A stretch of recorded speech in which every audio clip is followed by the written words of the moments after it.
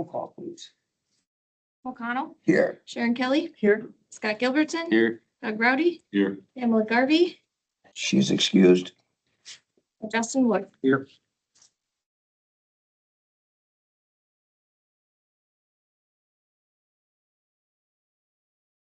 Make a motion, we approve the agenda. Second. Second by Scott. Thank you. Anybody see any change? We might change a few things in the first half hour to move number 9 up with number 7. Be the only change maybe. So Okay. with that, all those in favor say aye. All right. Opposed, the same. Okay, pass. Approval of the minutes from the 4th. No, from the May 6th, excuse me. I'll make that motion to approve. Okay, Printed. there a second? Second. Okay. Anybody see anything? Okay, if not, all those in favor say aye. Aye. Opposed, the same. All right. Public comment. We have public, are you here for public comment or one of the Yeah, we're one of, public hearings? yes. You're for a public hearing, okay. So, seeing no one here for number 5. We don't have any other supervisors here, number 6, so we can start number 7. Okay. And like you, then explain how you're gonna blend it to everyone. Well, because we have some seasoned and committee members, I think what we're going to do is just go through the core functions and the organizational chart of the Environmental Services Division. And then we will, as you saw in your packet, the annual reports that were provided to you for each of the divisions and each of the departments in the division. We'll go through those, just some high level. Staff is here to answer any questions that you maybe had on those annual reports. And we'll keep it orientation, a little bit casual. That's okay. Just to start off, you have in front of you the organizational chart for the Environmental Services Division, obviously starting with your citizens of Polk County, down to you as the Board of Supervisors, then to Mo Norby as the County Administrator, to me as the Division Director, and then really the 4 scope of service, those general land information, forestry, land and water resources, and then that cooperating relationship with the Register of Deeds. A total staff of 10 in land information, 1 in forestry, 1 in land and water, or 7 in land and water resources, and then the 4 in Register of Deeds. As you move across the chart, you can see these core functions of government services that we provide. In land and information, we kind of have 2 tiers. Zoning is on one side, and then we have real property listing, surveyor, planning, and the GIS coordinator on the other. We administer land uses per the adopted ordinances, and those ordinances obviously are adopted by you as the Environmental Services Committee, making recommendation to the full County Board of Supervisors. We also have addressing authority. We manage records and we manage the public land survey system. We manage that digital environment and all of those assets using the GIS technology that are provided data to, for example, NG 911 and all of the data that you see out on Beacon that we use every day, that you'll see even later today for zoning district changes. That department also performs a wide variety of research, analysis, plan development, and technical assistance as far as the county planner roles as well. In forestry, the focus is to manage our physical public forest lands and their uses. Last fall, we did take a forest tour. I found that to be really beneficial for the committee to see, kind of get your boots on the ground and see what that all entails. In land and water resources. In forestry. Can we add Paul as part-time? Well, we would like to, but Paul is the DNR forester and he's actually full-time. So that's why he's here. Yes, okay. Yeah. In land and water resources, some of the core functions for that team and the staff of 7 is to provide the outreach, education, monitoring, technical and financial assistance of best management practices. Really for the goal of to preserve and protect those Polk County natural resources that we have.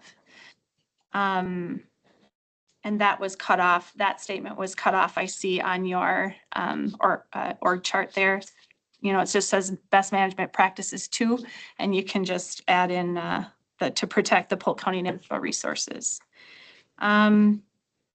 And then the cooperating relationship with Register of Deeds is it all kind of starts with those documents that are recorded there.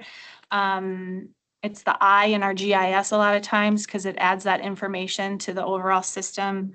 Sally Spinell is the elected Register of Deeds. Her team of 4 records land documents. They file all marriage records and military discharges. They issue certified copies of certificates and weatherization documents. They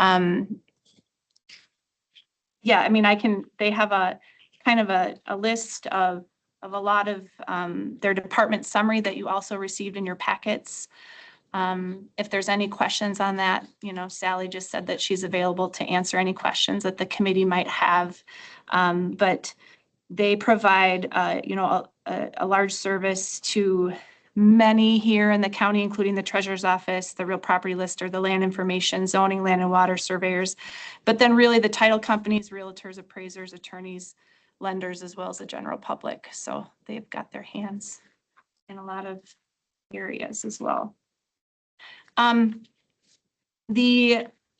When I was thinking about just kind of that general overview for the committee to really get an understanding, and I know Supervisor Gilbertson, you are the only new member, and so there's a lot of these veteran members that you'll be able to rely on, and I know you're thrown right into right away some district changes and ordinance adjustments and things that are happening, but there's so much that goes on in this committee. It does serve as the planning commission for Polk County.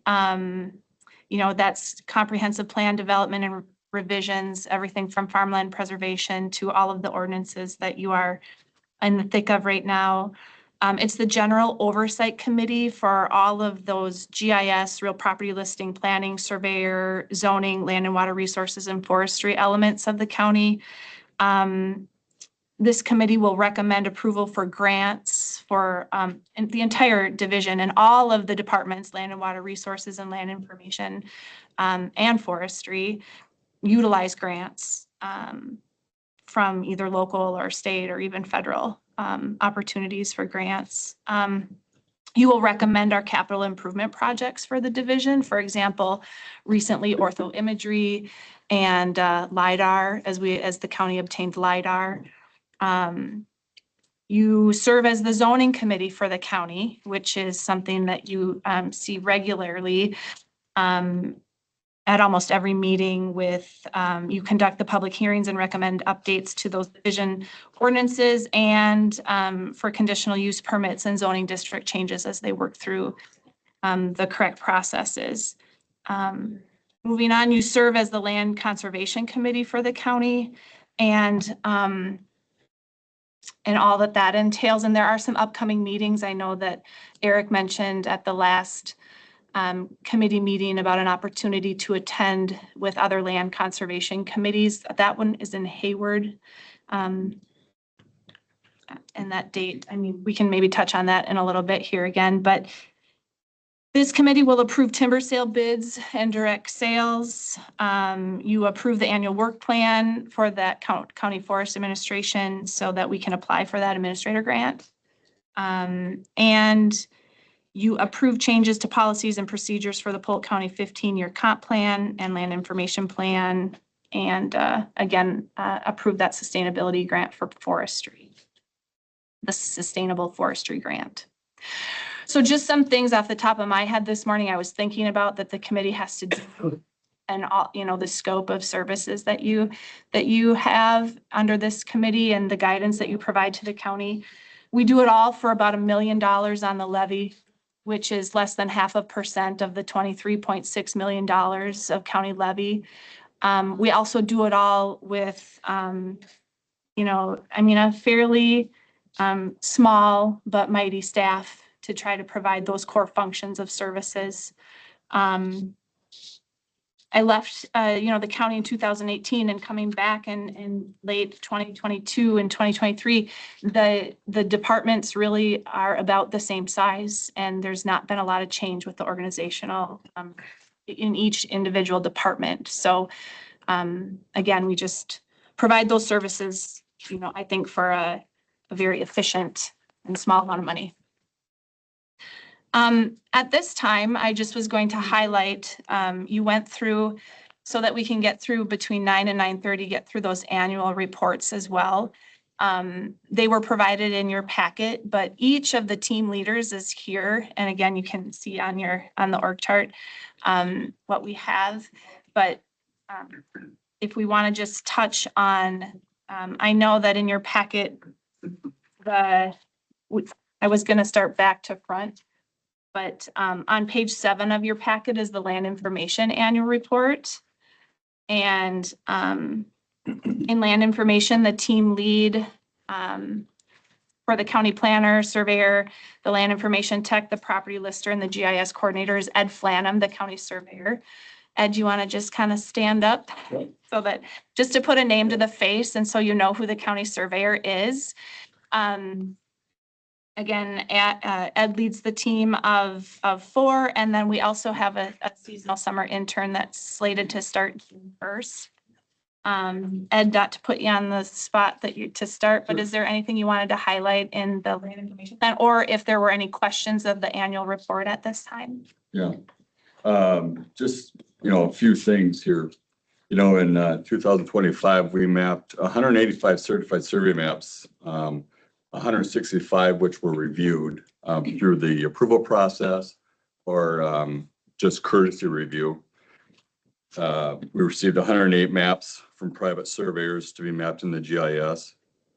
The real property lister processed almost 3,700 documents, resulting with 77 new parcels in the county.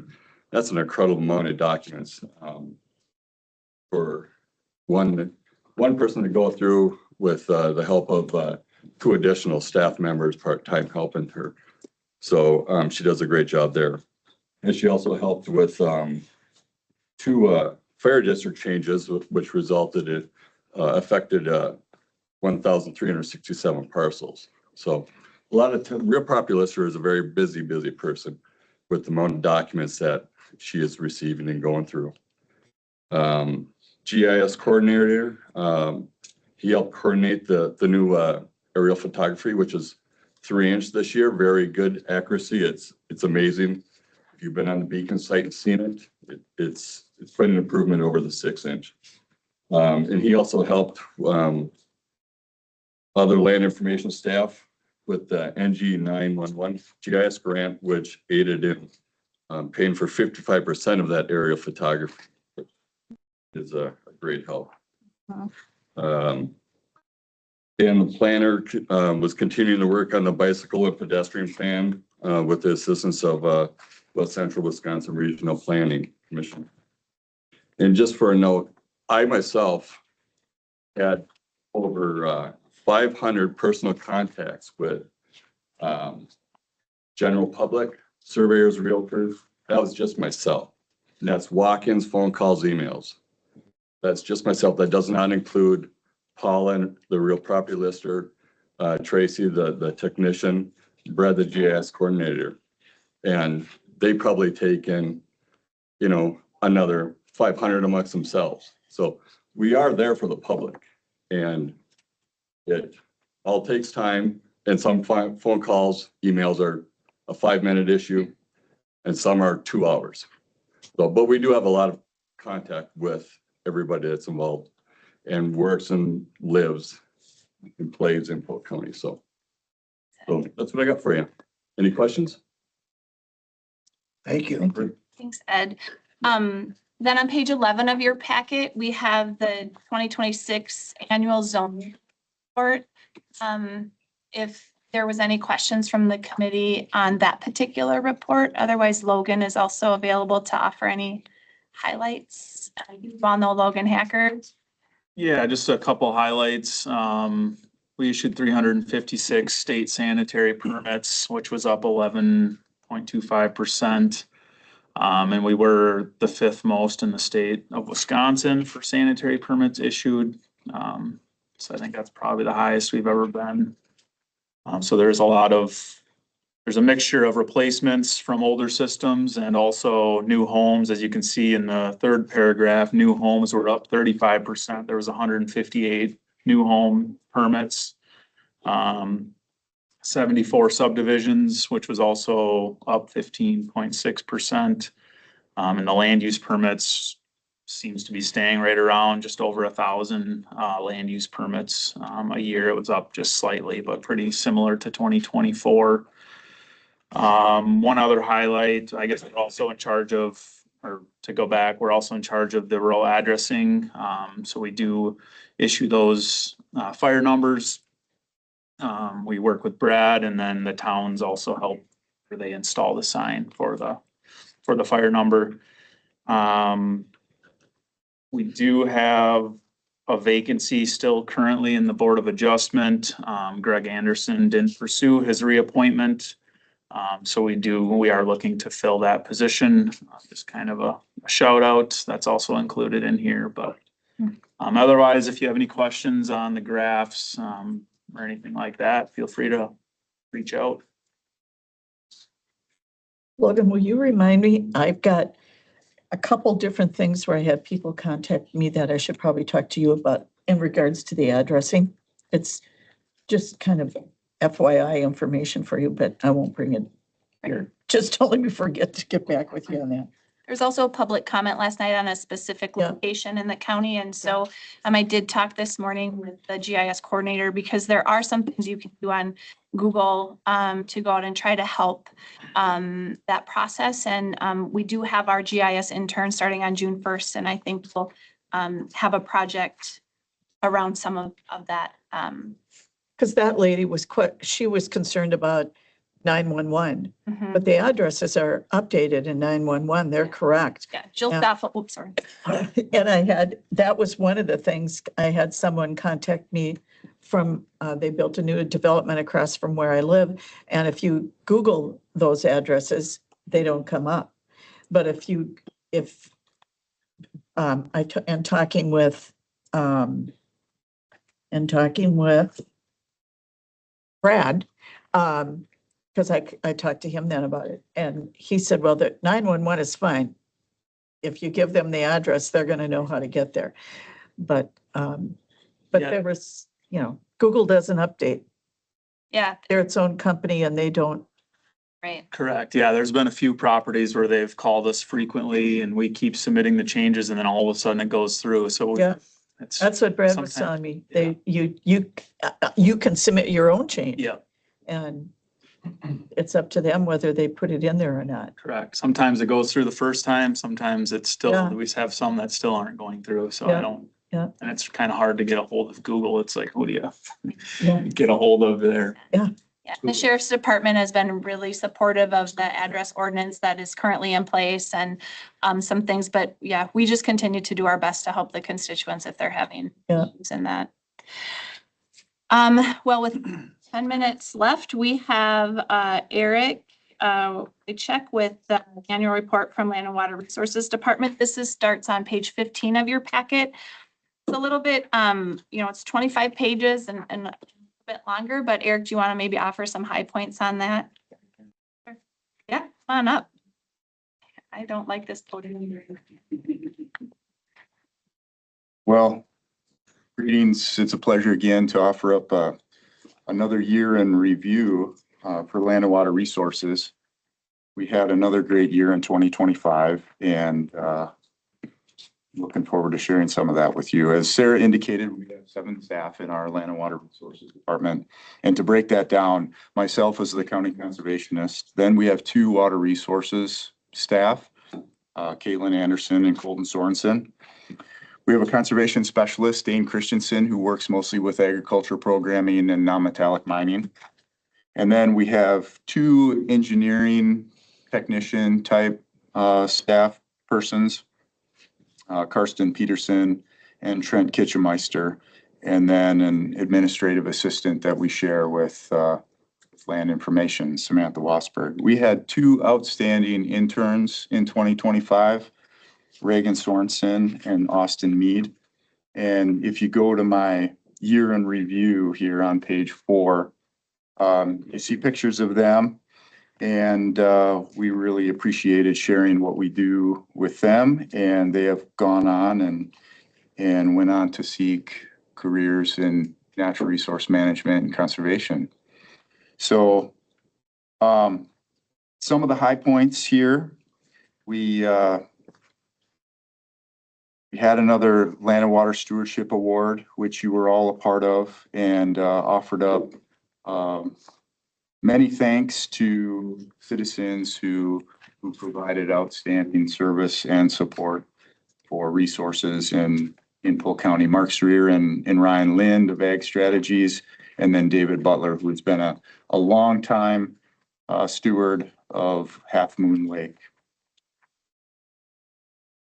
Moving on, soil and water accomplishments. You see, we've listed those out. Some of the projects that we work on: conservation, practice, implementation, and with those come nutrient reduction estimates. We try and quantify the practices that we install with nutrient reductions to surface water resources. What's the water quality benefit to these practices? We've listed surface water quality projects. We did 9 shoreline inventories on various lakes, 3 aquatic plant surveys. We did Wisconsin DNR directed lakes protocols on 4 lakes: Paulson, Lower Pine, Pine, and McKenzie Lake. And our staff are involved in many lake district meetings and lake association meetings. Invasive species prevention is a large part of what we do. We're active in monitoring zebra mussels on the various lakes, and certainly Eurasian water milfoil. We also raise biocontrol for purple loosestrife, Galarucella beetles, a host-specific beetle that feeds only on purple loosestrife. As Sarah indicated, outreach and education is a large part of what we do. And on page 8, we highlight some of that. Kind of a big accomplishment this year, and one that we saw a need for, was the creation of our annual newsletter, the Land and Water Connection. It comes out quarterly, and it's an avenue for us to share what we're doing and kind of engage the public in upcoming trainings and just drill into some of the details of what we're doing. We were at the fair for 5 days with a fair display and connected with a lot of citizens there. We've done over 80 program-related social media posts, which gets quite a bit of attention. There's even just recently more requests for related posts and building upon, some of the things that homeowners and landowners can do to address problem species, or how they can enhance their properties for water quality benefit, or even habitat. On page 10, we get into some of the ordinance administration, and specifically the stormwater and erosion control ordinance. We issued 7 permits for disturbances, excavation, what have you, between a ½ acre and 1 acre. Anything over 1 acre is Wisconsin DNR stormwater, but we cover sensitive areas less than 1 acre. We reviewed 2 permits that were greater than 1 acre for DNR. We had 5 stormwater and erosion control checks, site-related checks. We had 4 non-compliance letters sent, and we assisted with 4 zoning erosion control permits, reviewed them, and issued letters and so forth there. Non-metallic mining, as I said, Dane is pretty involved in that, and we're we're actively managing permits for, I believe, 65 sites. I think it is. Yeah, 65 sites. And that's about 4,500 acres of mining, non-metallic mining in Polk County. In 2025, we had 24 acres roughly reclaimed and awaiting certification. So as they're opening more area, they're reclaiming areas that have been mined. More ordinance, animal waste ordinance. We have a few metrics there, and then a few metrics for the farmland preservation program. But on page 13, we get into some of the groundwater protection efforts that we do, which you're all familiar with our water wellness program and the well testing that we offer each year. I won't get into that. But we offered sampling in the Rice Bed Creek and Apple River watershed, in addition to the Staples Creek and McKenzie Creek and Bone Lake watersheds. So kind of a large area. We were successful in, I believe, 171 samples in that area. So those participants have a better sense of interpreting well tests and where to go to have their groundwater or drinking water tested. Phragmites response on Sand Lake continues, and though we are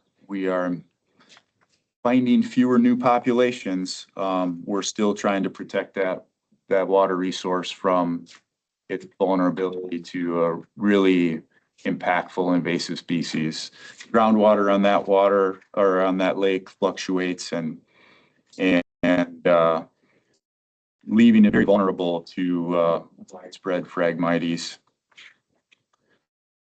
On page 17, we summarized our work in the large scale trim grant.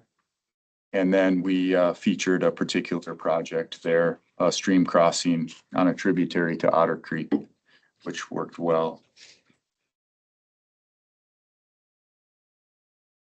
As usual, we also like to include our farmer-led watershed protection program in here and some of the metrics associated with that program.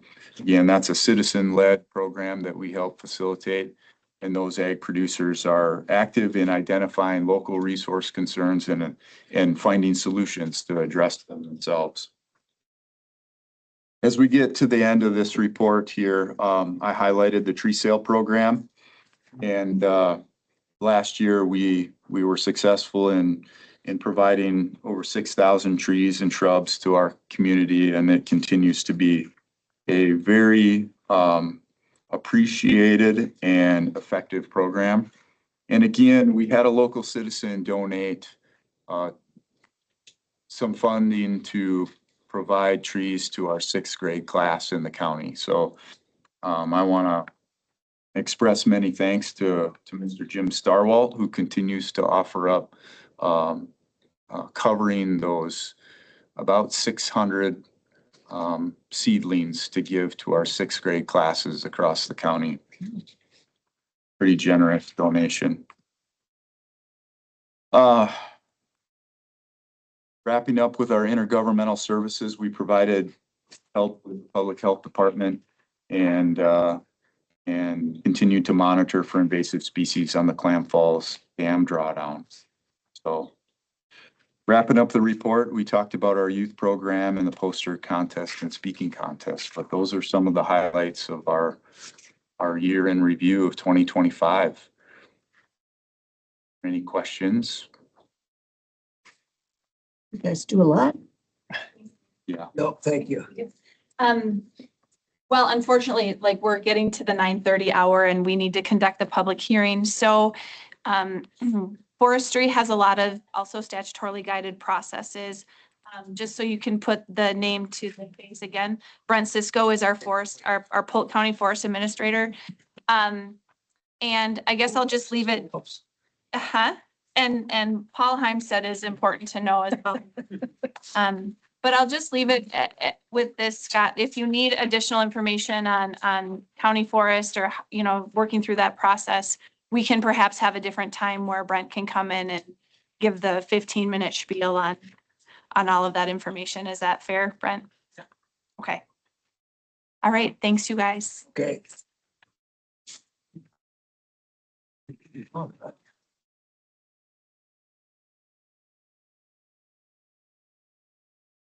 Yeah, You didn't get one. I didn't get a. sheet Oh, of Hannah was making them. I'll go get them.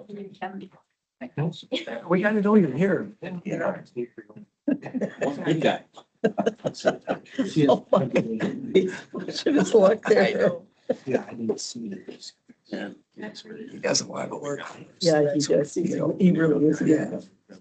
Don't know. How come we don't have? So 983, 106th Avenue. Oh, here it is. They sent those out, I didn't copy them, but. I did. I have it. Somewhere. It's on the ink. I gotta go stop today and buy more in a case of paper. 106, it's gotta be. All my sewers are 25 feet, Oh my God. mounds and stuff, so I Because just, you're then gonna I be get all this stuff. So you're gonna be in the middle of. That's worse than Yeah. me. Couple seconds, we'll get these. Scott started out. Just north of. Okay, Just trying to. I've get got you- we can get started. Yes. 3 miles. Yep, no, that's all right. Could be 3 miles. Could send Kim. We'll go right down the line then. Let's start with A. Do you want to read? She at the town lake, a lot of stakeholders. So we can open up our first public hearing Why don't? and read that into us.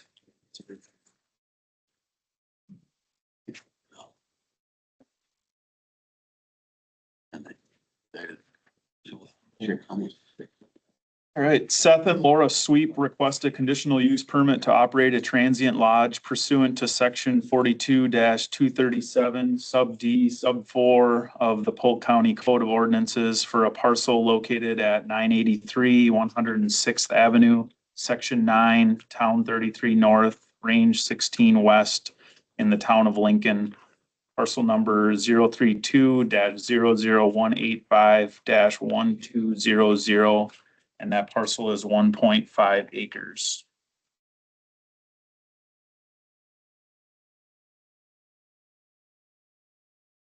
Got the parcel pulled up here on the screen. The reason for this request is currently the ordinance for a tourist rooming house allows up to 8 people. They're requesting up to a max of 12 people. And that's what that transient lodge allows, is from 9 to 12 people to stay on that property overnight.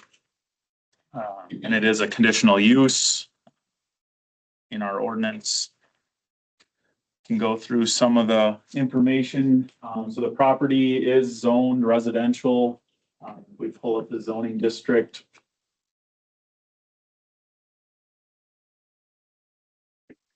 Down. As you can see, so the yellow is residential. This is located on the Apple River here in the town of Lincoln, as stated before.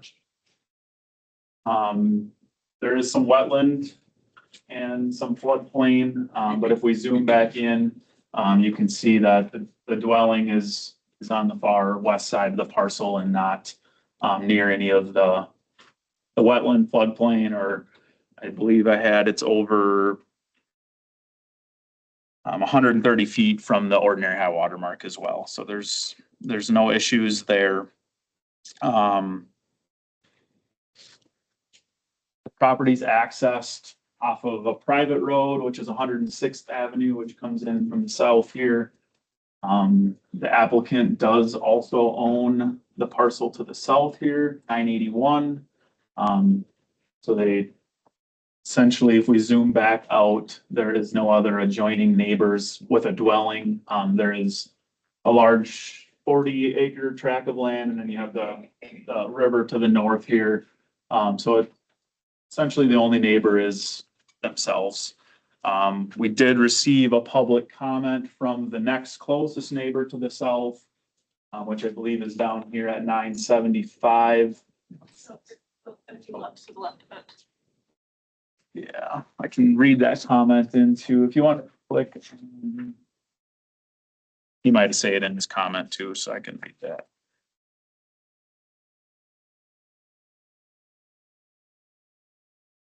If we could pull that up on the screen, I think I have it in the file. Would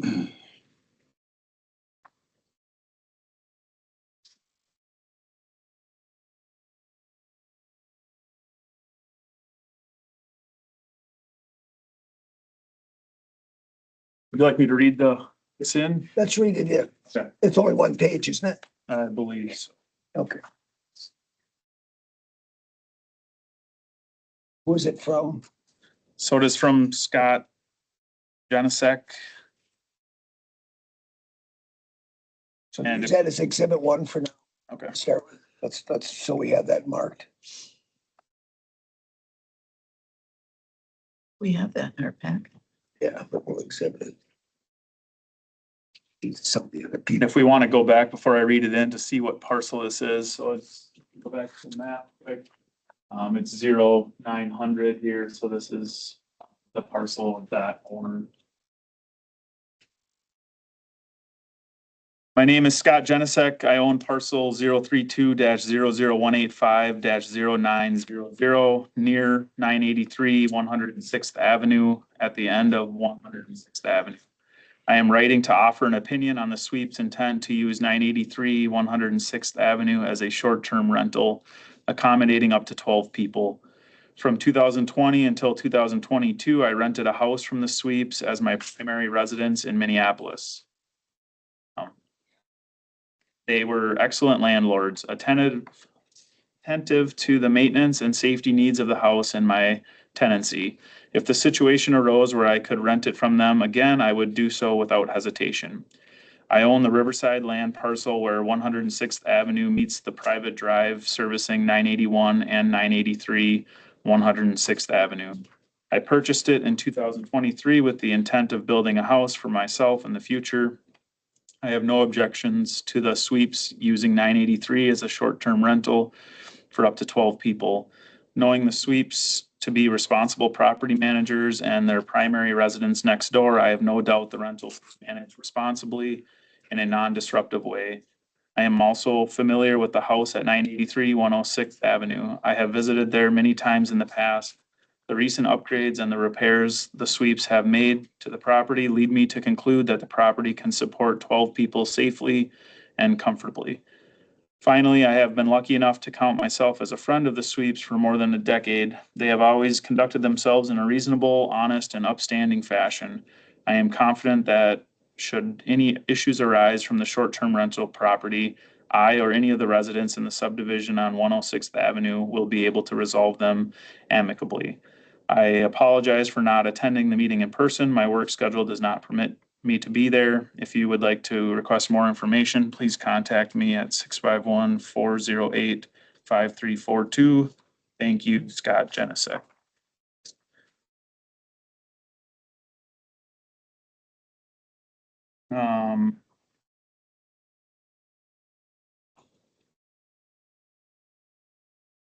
Property is served by a 5-bedroom conventional sanitary system that was just installed in 2025. The dwelling on the property was permitted in 2009. The garage is 24 by 32, was permitted in 2005.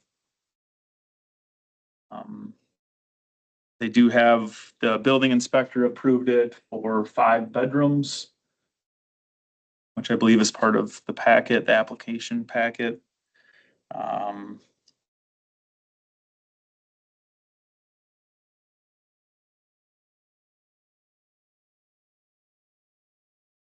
That's generally,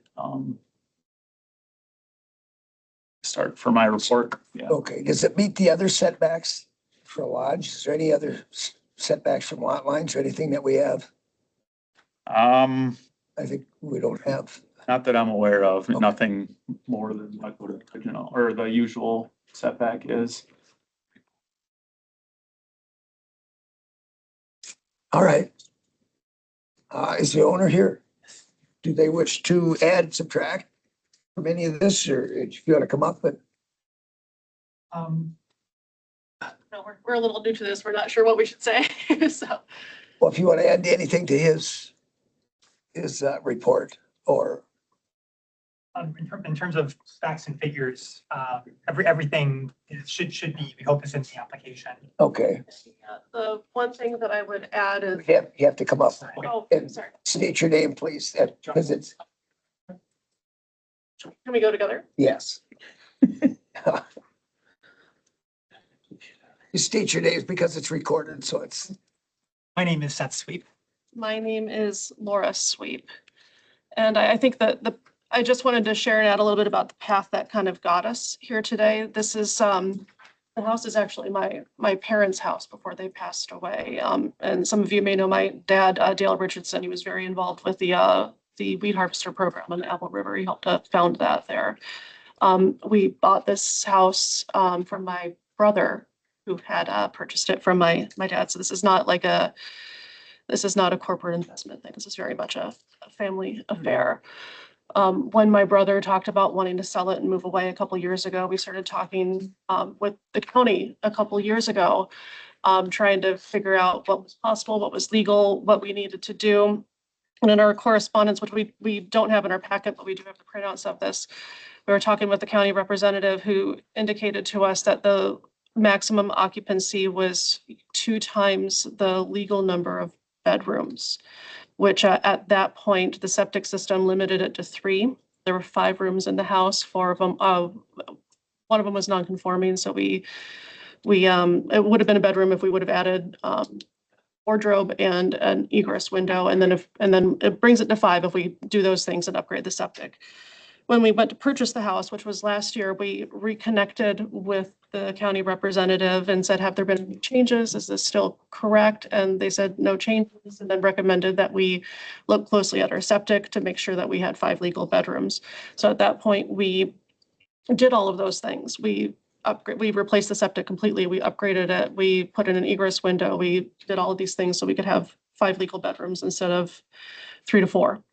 Then when we went to do the application, we were told that the bedroom count didn't matter because it was only 8, which was really, really, It was a rug pull. it was surprised. it was a hard thing for us. Yeah. So at that point, we asked, what can we do? Because all of our figures and everything and all of our planning was based off of an occupancy of 10 folks. And that's when Hannah recommended that we pursue the conditional use permit. So that's kind of why we're here. We would prefer not to be here. We would have preferred to, just have it be, 10 to 12 to start. But I know this is kind of an unusual thing. So I wanted to explain kind of why we are here. okay, thank you. Anybody have questions of them? Does this go before the town of Lincoln as well? Or has it? No, this doesn't go in front of them, no. No. It's not. All right, thank you. Thanks. Anyone here for this, for or against it? So nobody else is for this one, okay. Come on up, we'll do some findings then. Yeah, and I can pull up the section of the ordinance that requires, or what requires the committee to look at for conditional use permits. And to answer Supervisor Gilbertson's question, conditional use permits, we still send the notification to the town, but it's not like a rezone where we wait for their response back, so. We can pull up that findings page, please.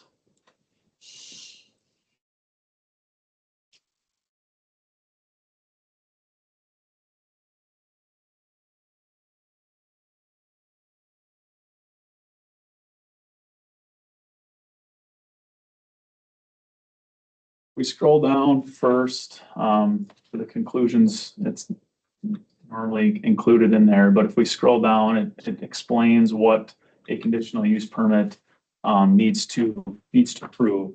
So would you like me to read through these or? How many is there? Follow? Well, And this is in section 42-149, titled Environmental Services Committee. did they answer each question kind of too, or not? Some of it. I mean, Not- just go right down the line, we can kind of just see. Yeah, I can read through them, and then if there's anything that the committee feels hasn't been addressed, I think that would be a Then good time. we could question it then, all right? So these are the standards applicable to all conditional uses. The Environmental Services Committee shall evaluate the effect of the proposed use upon the following criteria: the maintenance of safe, and healthful conditions, creation or increase of smoke, dust, noxious and toxic gases and odors, noise or vibrations from heavy equipment, the prevention and control of water pollution, including sedimentation, existing topographic and drainage features and vegetative cover on the site, the location of the site with respect to floodplains and floodways of rivers and streams, the erosion potential of the site based upon degree and direction of slope, soil type, and vegetative cover, the location of the site with respect to existing and future access roads, heavy vehicular traffic and increased traffic, the need of the proposed use, its compatibility with uses on adjacent land, the amount of septic waste to be generated, and the adequacy of proposed disposal system. Location of uses that within an area are not inherently a source of pollution shall be preferred over uses that are or may be a pollution source, and within an area tend to minimize the possibility of pollution shall be preferred over use locations tending to increase that possibility. So as I'm sure you see, I mean, this covers all conditional uses. So there's a wide variety of conditional uses. Sure. Mining to transient lodge. So that's why these conditions are fairly broad, but we can go through the findings, and then usually I start with just kind of conditions that may be applicable to this, and then I think it, the committee can determine. Tourist rooming house. Correct, yeah. With those conditions, yeah, that we have standard. All right, let's go through that then. Anybody have questions of these? I think they've pretty much caught most of it. Okay, Do you want to go through the findings or go through the conditions? Probably the findings first. findings, let's go through the findings and then make sure the conditions cover it. All right. So for findings, I have the request is to operate a transient lodge with a maximum occupancy of 12 people. The CUP is required to rent to more than 8 people at any time and to rent for more days than what the ordinance allows. The property is a riparian 1.5 acre parcel on the Apple River, which is class 2. There are wetlands and floodplain on the property, but neither are within 100 feet of the residence. The residence is located greater than 130 feet from the ordinary high water mark at its closest point. Property is accessed by a private road. The property was bought in 2025 by them directly, but as you heard from the testimony, it was bought by another or family member, but the only adjoining neighbor with a dwelling is also owned by the applicants. The property is served by a 5-bedroom conventional sanitary system installed in 2025. The dwelling was permitted in 2009. 24 by 32 garage was permitted in 2005. The right to rent law requires a minimum of 180 days if they meet the CUP conditions. So this is just, I wanted to put that in there. Like if you guys come up with a number of days they can rent, it can't be below that due to the right to rent law. If for some reason that was a concern. The building inspector approved 5 bedrooms. The closest neighboring residents to the property supplied a letter of support for this application, and the county has sent out notices and published the request in the paper prior to this hearing. Any facts you'd like to add to address any of those other standards that we went through prior to this? No, I think, I don't have any, I think. No, they we pretty got- much addressed everything, I Caught think. everything, yeah, all right. So then for possible conditions, if granted, I put pretty much the tourist rooming house conditions in there. We can go through them. I put a max of 2 people per bedroom based on the sanitary sizing with an overall maximum of 12 people allowed, regardless of the sanitary size. So I think the applicants would be fine with that. I just figured since we're here, we might as well, if they ended up doing another bedroom and making their septic system a little bigger to allow for 12, that way they didn't have to come back for an extra 2 people, but obviously that's up to Okay. the committee. Because they did request, the applicant said, or the application said 12, but then 10, so I wasn't completely sure. So this is the maximum, so I just put that in here for now, but that can be changed if you guys so wish. Accessory building must not have sleeping accommodations. Maybe we'll change that to plural, I guess, if we keep that in there, just in case there's ever more on the property. Accessory buildings. No RVs or campers allowed for overnight stay. All parking to be on impervious surface and must be contained on the property. As you can see from the aerial, it looks like there's maybe some cars from the latest imagery. And this might just be from theirs too, but that might just be something that the applicant might want to just make sure that if that's a condition, that there's not vehicles on the neighboring property. But I think it's a valid condition to make sure there's no parking or, you know, That there's the enough. use of somebody else's property for this use. Permit holder must obtain all proper licensing, so that would be through the public health. All fires and embers are to be extinguished by 11 PM with no attended fires. So this is one that I wanted to bring up. This is kind of just a boilerplate from the tourist rooming house, but if you guys feel due to the specific location, if you don't think that's valid, we can definitely take it out of there, or if you want it to remain. Be nice to leave it consistent with other ones. I don't know what you guys think. So we don't have. Yeah, And I don't know if the applicants are Yeah. worried about it being in there or not. They do live next door, so maybe they want it in there as well, but. We can leave it for now then. Property owner and their agent, if applicable, must have 24-hour contact number available to the public and provided to all property owners within 300 feet of their property. Property must remain free from citation and charges for nuisance, disorderly conduct, or any other illegal activity. Quiet hours shall be imposed from 11 PM to 7 AM. Property owner and renters must comply with all applicable laws and regulations. Department of Natural Resources lake regulations to be included in the rental information.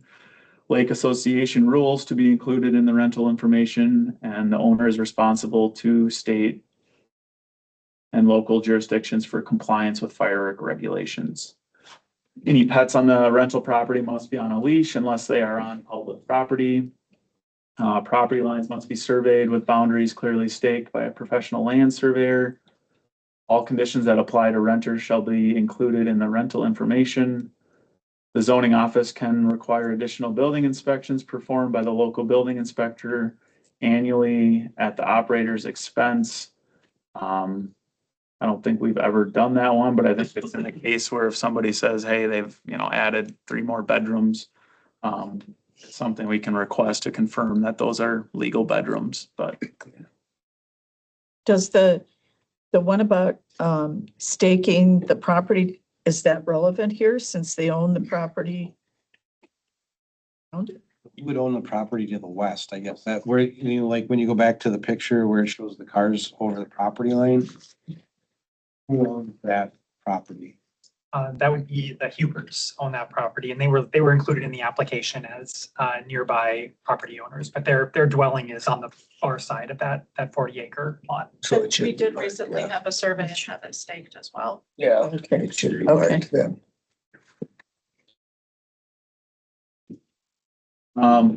Any advertisement shall include the land use permit number and the health department license number.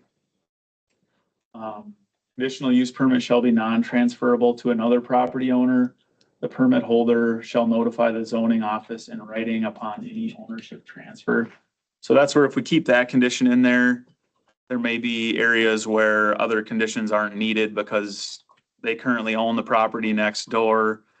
If they sell that property, that next person would need a new permit anyways, so then maybe the conditions would change because it's not the same person that owns both. Sure. If that makes sense.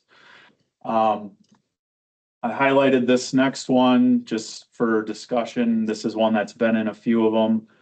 The permit holder shall apply for their yearly renewal on or before the expiration of their permit. Failure to apply before permit expiration will require compliance with the current ordinance provisions to reapply. So most conditional uses, we don't get a yearly renewal on it. These were put in there on a lot of the tourist rooming houses, and it is a tourist rooming house requirement.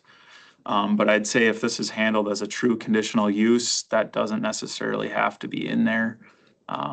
So could strike that out. And once they get their conditional use, it's just like all other conditional use, you're able to operate without the yearly renewal. Without a year. Yeah, Do they still have to have it with the health department? yearly? that is yearly, correct. Okay, Then take that one out, I would say. Yeah. Wouldn't you? yeah, I think so then.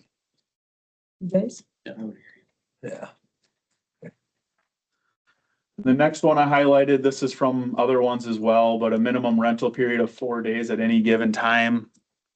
Personally, or staff doesn't think that that's necessarily relevant in this specific case, but I just wanted to show you guys kind of what has been in there, but if that wants to be struck, it definitely can be. I would say strike it. Strike Would you? that one too, okay. Because we don't, That we can, it's not, we don't have that listed yeah, anywhere else. as a requirement.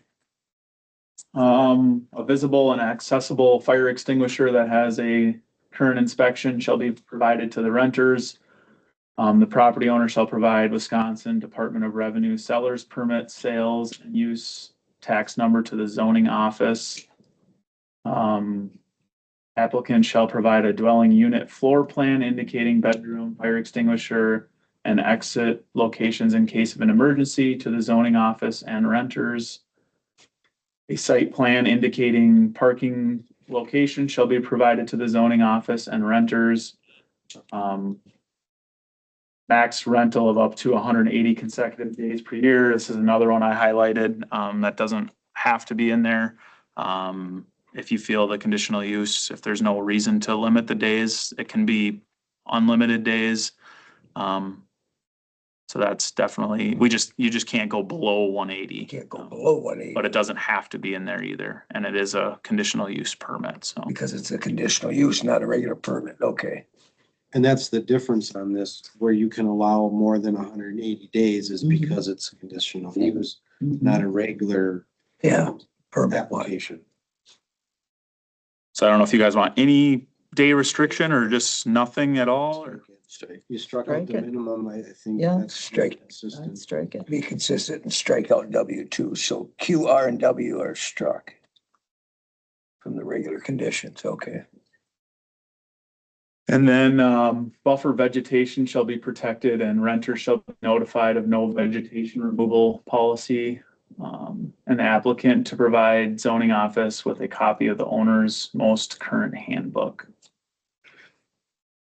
Okay, So again, if there's there's a lot of those last few that are requiring things to be submitted to the zoning office. If there's anything that you guys feel that you don't feel necessary,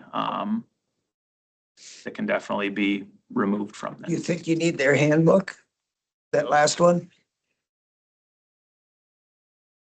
I mean, does the zoning really need that or not? Probably not, no. Okay, Except don't we in several places say they must provide that whatever information it is to the, to the renters, but not to us, not to the zoning. but if you had a copy of the handbook, you'd see all that. You'd see all that, I guess. I don't know. I guess it's either way. I guess it isn't that big of a thing to leave in or out. No. It's not. Probably just a little bit then, for now, okay. All right, any other questions? How about the owner? Okay, Doug, go ahead. I just, in looking at the site plan, I just have some concerns about parking, but it would be in the future, because I don't know that there is a problem right now, but if you look at where the access comes in, is there, it's hard to see in a picture where if there's gonna be enough parking on site with the buildings being so close right there. Right. And at some point, the access road is gonna go along the west side. Is that the way this map is? Because somebody in the future is gonna sell the lot to the north. Mm. You don't know that, but it's a possibility because it's sitting vacant. Oh, yeah. There's not enough parking space there, the way it sits for how many cars? If you have 12 people, there's not 12 spots. If you, I mean, can you? They can only have 10. Or 10, yeah, it's room for 5 cars. But you're not gonna have trouble with emergency vehicles at this point, but you could in the future. That's all I'm saying.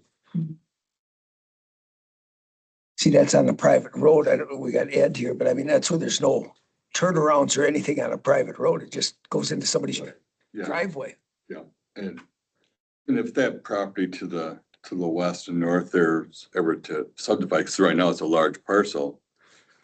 It's not to say that they haven't eaten over that existing lot anyway. They would have to shift that drive onto their own property and And go around theirs access they need to whatever. to get to that property. Okay. So it's not like they, not haven't seen your map or whatever, but I doubt, and maybe you do have an easement over the west side of it, access easement.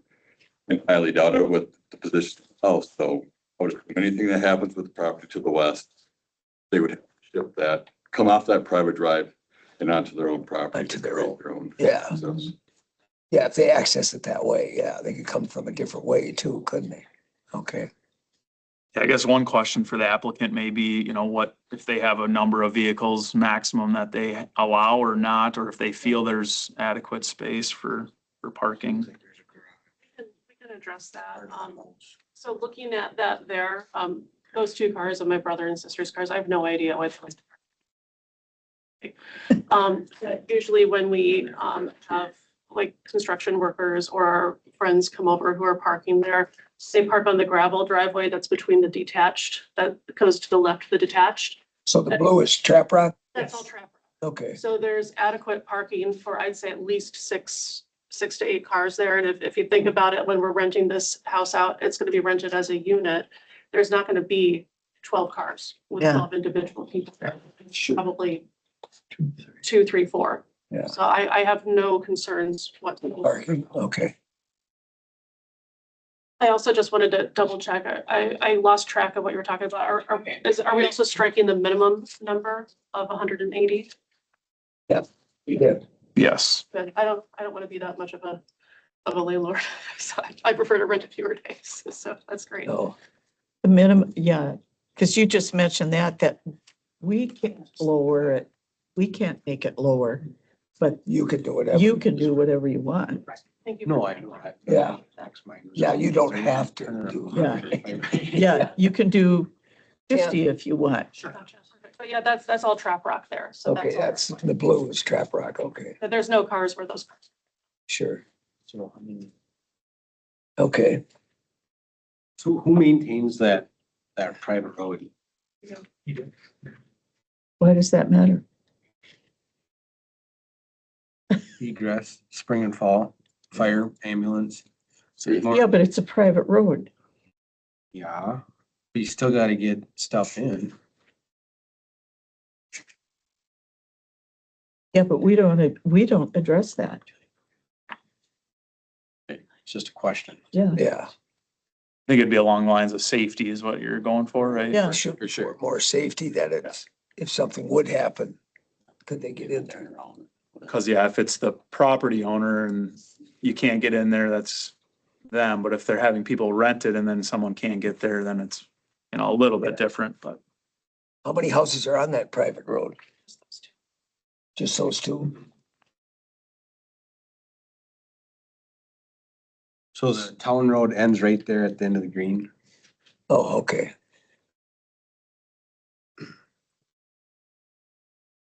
So Ed, on some of those, when they do private, if there's other lots, then they do a, They should do a private or Road. a shared driveway or maintenance agreement, so you know who's paying for what. so each lot would have a percent owners of the, Not necessarily a percentage owner, Why not? unless they already have an easement over their property. Okay, Could all be owned by one person, but if multiple people have an easement over that private drive, for egress and ingress, they'd have to have a maintenance agreement, is what I'm getting at, I guess. as they should. I mean, they Okay. don't have to, but kind of Okay. nice to be able to split the cost or something. Yeah. Sure. Maintenance and I whatever. used to just send out a letter to everybody that lived on our private road Mhm. and I would determine what I think. But then somebody always would say, well, I only live on the first 100 feet. Yep. I should pay less. Yep. You're lucky it's just your road. So, We own the lot to the south of it too, so we own all that land. okay. Private drive, it's almost like a driveway. Driveway, that's what it's like. Okay. Any other questions? All right, hearing none, then we can close the public hearing for this one.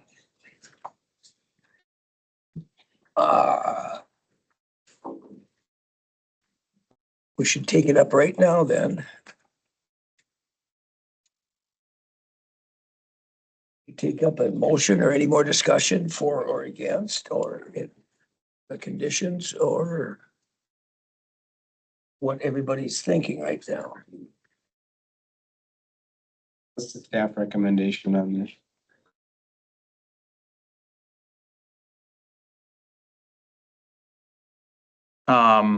Yeah, I guess I didn't really see one in the last ones, but I would say that everything we've discussed, I'm comfortable with.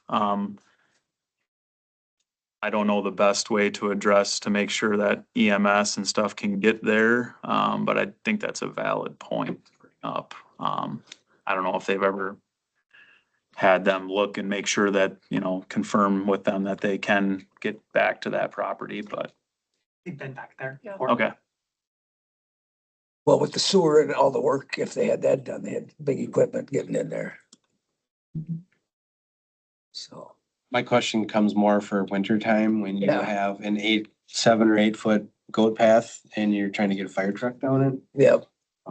Or an ambulance, either one. When I used to have to call ambulance for my husband, they would send a snowplow in front of it. We're not always that fortunate to have that available, so. Yeah. They would. There's snow pretty regularly. Hates it, but he does it. So we've never had a problem even in the winter getting vehicles. We kept it clear for our own purposes. I don't know if there's a minimum width that you'd want to ensure that they have. Every department's a little bit different. I'm not gonna speak on behalf of Amory, so. Yeah, or Lincoln, yeah, okay. All right, well, that concern is at least brought up then, all right. So then I'll entertain a motion then. I make a motion, we approve the application With those conditions, with, with conditions identified. okay, and Q, R, and W, we took out of the Correct. normal ones, okay. Is there a second? I'll make that one, or I'll second You it. second it? Any other questions then of the people? Hearing none, then all those in favor say aye. Opposed? Right, that one will move on.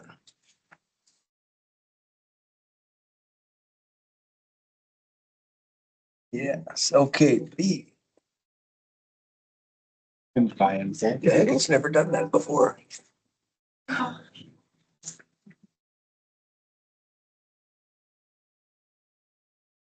It's the breadwinner. I didn't know it had a phone number. It's terrible. Got lunch today. At least it's I a get chair. what you're saying. I never had any discussion on that. No, And I- that's why when it went off, I went like, Authority to determine a private road. scary. Wait a Yeah, Cause we had a fire one time where the guy driveway plowed. They're mad cause there's nothing we could do. We couldn't get to it. sure. Yeah. All right, we are on to. We don't want to kill the name, so I'll let you say it. How's that? Brzezinski.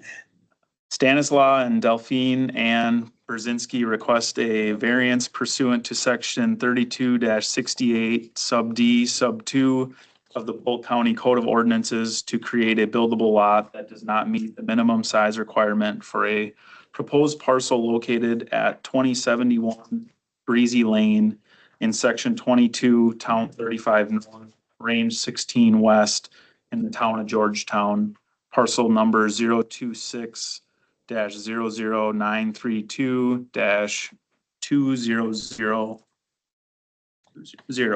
3.518.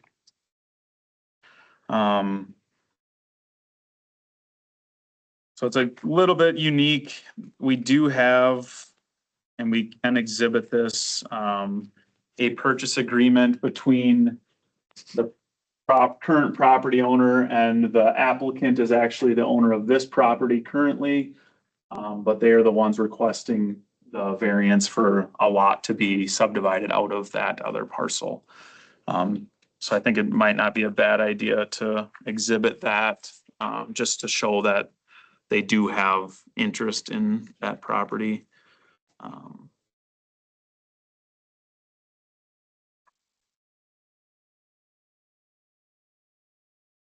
right.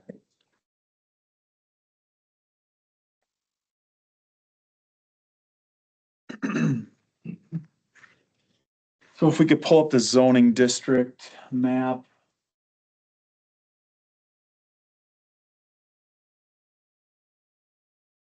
As you can see here, it's a mix of residential, which is that 300-foot buffer along Big Blake Lake, and then the back side of it is residential agricultural 5. And maybe if you could turn it back off now so we can see a little bit better. So as stated, this is the property that the applicant owns, is 2072 Breezy Lane. This is a dwelling on the parcel. There is no garage currently on the parcel. So the request is to create a lot out of this parcel, which is directly across Breezy Lane, or that platted private road from their residence, for the purpose of a garage to use in conjunction with their dwelling. So essentially, the request is to create a buildable lot that will not meet the 1 acre minimum lot size for the purpose of constructing an accessory building.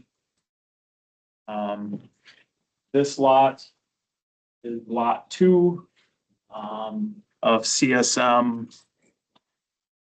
2906, volume 13, page 160. As this lot currently sits, it is a conforming lot.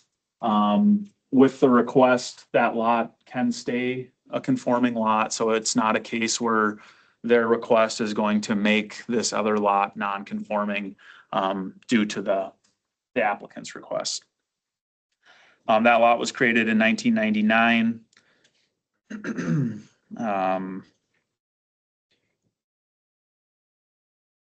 As you'll see on the applicant's dwelling property, the property is restricted in size. And there has been, I can let the applicant talk on this later, but I think there has been attempts to try to resolve this area to obtain some property to get a garage that would fit on their property, but I think they've had no luck in that. As you can see, the road was built outside of where it was platted to be. So this is actually, I forget the first name, but Sherrard owns this property, so that it looks like it's theirs, but it's not. So they can't build a garage out in that area. Another point I want to make is if we zoom out a little bit further, you can see there is many issues along this road of garages being built outside of the property line over the course of many years, I'm sure, as far as people also thinking that made sense that they own to the road, but because that platted road, there it is causing issues still today, as why the applicant is here. One other thing I want to note is it is in the shoreland area. So the shoreland, regardless of a lot or outlot, has a minimum of 20,000 square feet. So that's a shoreland ordinance requirement. So if they wanted a variance to be less than that, even that would in my opinion, or I believe, go to the BOA because it's not our subdivision ordinance that they would be requesting a variance to.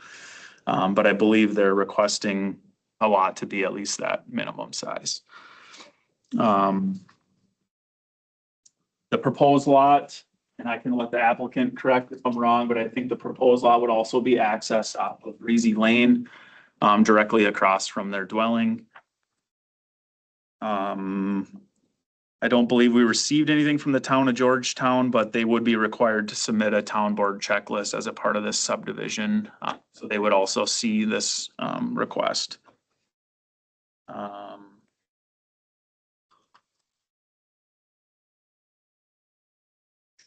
So is the road owned by the town or is it a private road? Private. I own it. Okay. Right. I own the road, Privately owned, yeah. It's privately owned. yes.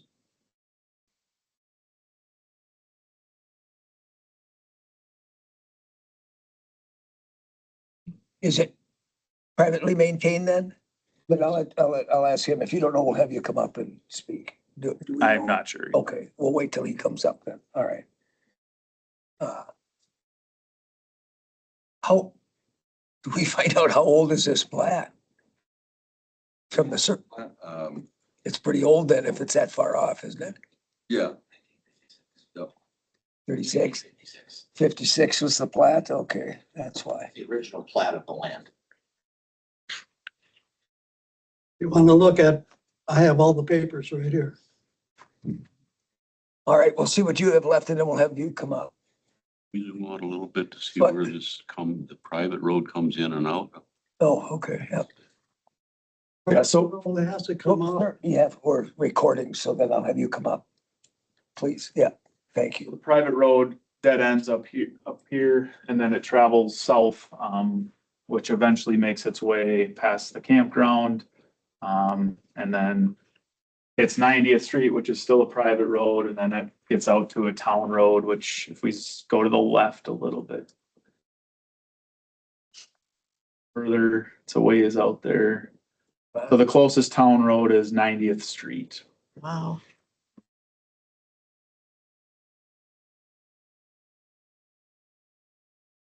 We zoom out just a little bit, yeah, you can see.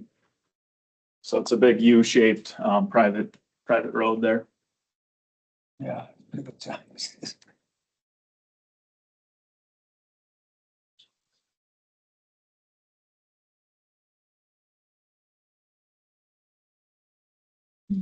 All right, what else do you have, or do we have the owner come up? Yeah, I can go through, like we have in the past of Okay. why you guys are hearing a variance. Correct. So that's under section 32-70, which I do have a document in the file here. But can that be created as an outlet? That's what I'm thinking, yeah, that's why it's here, I think. Yeah. Right, and they wouldn't have to go through that. I think we still have to do it to subdivide. Oh, yeah. So variance, a design standard, and appeal process. So the committee may grant variances to design standards, not required under WSStat chapter 236 during the review and approval stages upon a showing that the subdivider will suffer unnecessary hardship if strict compliance with the standard is required. The granting of a variance shall not violate the spirit or intent of this chapter or other county land use regulations. Unnecessary hardship can be defined as whether compliance with the strict letter of the restrictions governing area, setback, frontage, height, bulk, or density would unreasonably prevent the owner from using the property for a permitted purpose or would render conformity with these restrictions unnecessarily burdensome. The other two are just the requirements for what the notice entails. But those first two is what essentially the committee is reviewing for this variance. Yes, okay. In regards to the outlot, it's because outlot is not, as we've discussed before, for development. So that's why they're here today, because they weren't quite able to get it to be 1 acre and just considered a buildable lot. So they're requesting a reduction in that size.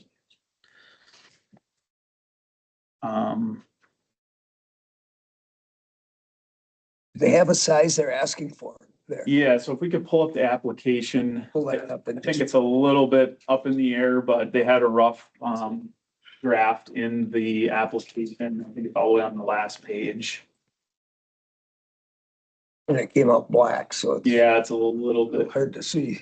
you can see, if you can see the shaded, darker shaded area, that's where they're looking at making that lot. And again, their property is located in Let's see, this location across the road. we're 8 acres. This light's 22,000 square feet.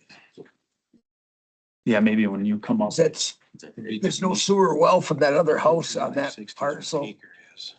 I mean, do they have where that is, so they don't make that non-conforming? It's right at that 20,000. Is that something we could have put on a checklist? See. Yeah, so down there's 5. For the house that cabin you're talking about, Yeah, we have a drain field, a regular septic system there. okay. And that's on the Just, southwest side. Matt, we're recording, so we can't have all these talking going on, so it isn't a mess here. I'm just trying to answer your. No, but you have to be up here to answer it, ma'am. We have to actually ask you the question. So, because we'll get to you to ask it.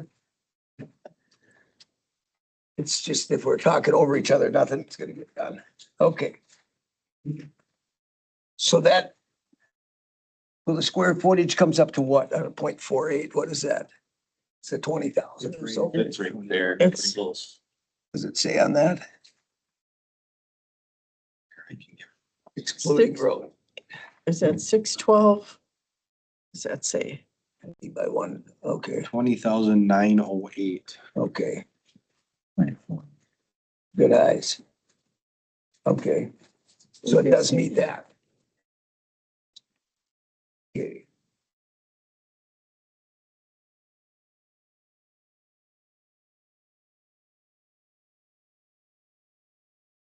So that setback added. That- that building is at 16 feet. It says 16, yeah. is that a principal structure? So that can be what, on the side, 10? 10, yeah. Okay, so it meets the setbacks there.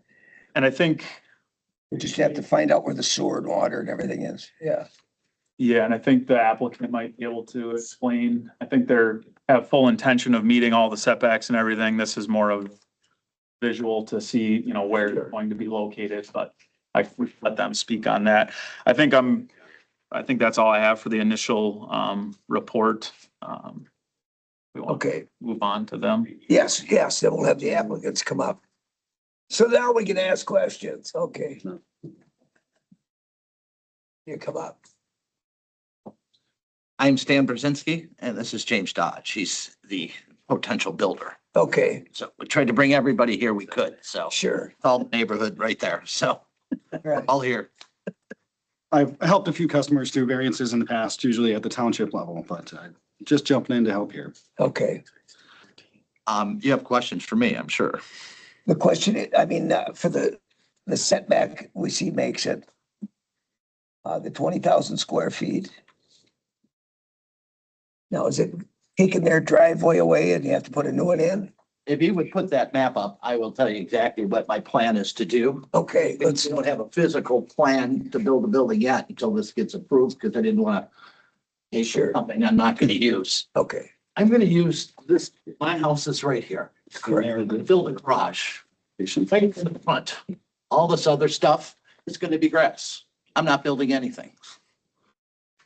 The reason we had 20,000 square feet is because Logan said that is the minimum I could do. So, the owner, which is Maurice, didn't want to sell an acre, and I don't blame her, because I personally don't really want an acre. Just want this first section right here to build. That's the only place I'll build. As for their drain field is behind their house over here. Okay, Every setback will be made. And all the down trees, someone said Logan was there, so the property itself has a lot of down trees because of the storm in 19 that, you know, it was a Sure. forest that got destroyed. So they're big trees and they're still there, but all that's gonna get cleared out. How about their driveway to that cabin? Is it right on that new lot line kind of? It is on the lot line, but Okay. the garage is gonna be 10 feet from the end of the property over here. It's trying to put it directly behind my house. So I'm sorry. So it's gonna be 10 feet from there and it's gonna go over. So although I'm gonna own this, there's gonna be nothing built there at all. Okay. But you're gonna be 10 feet from the side, but you're gonna be farther from the road, aren't you? Yeah, we're gonna fit all the setbacks. That's what James is here for. He knows Okay. setbacks. Yeah, so that you're far enough back. Plenty of room to fit a garage. Right, so what we're requesting a variance from Wisconsin, what is it, chapter 18 subdivision codes, so that's yours. And what we're suggesting to do is to use the state administrative code, which is 115.05, which allows a 20,000 square foot minimum buildable lot. So these lot lines are a little bit flexible, but two of the things that we have to meet are the square footage requirements and then a minimum average 100-foot width. We can't be 100 feet wide here and still meet setback. So that's why we're wider at the front. Some of this is up in the air. I will leave it to my brother, who's a surveyor, when he comes and draws these lines to make sure that we are meeting all the setbacks as we draw this lot up. So hopefully that answers that part. Let me just walk you through a little bit of the narrative of how we ended up here. So Logan touched on some of these things, but the problem is he can't fit a garage on his lake lot. And that is a unique hardship to the property because, again, we have this privately owned fee simple road where typically a lakefront owner could buy some back lot, right? And legally merge it to the lake lot and then build a garage or an outbuilding there.